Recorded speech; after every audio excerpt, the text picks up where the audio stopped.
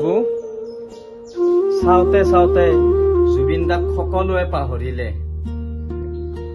জুবিন দাৰ ন্যায়ৰ হকে যুঁজিবলৈ আমাৰ অসমবাসীয়ে পাহৰিয়ে গ'ল। দাদা, আমি এনেকে বহি থাকিলে নহব। আমি সকলো নেওচি আগবাঢ়িব লাগিব। আমি গানেৰে প্ৰতিবাদ কৰিম। গানে হ'ব আমাৰ শক্তি।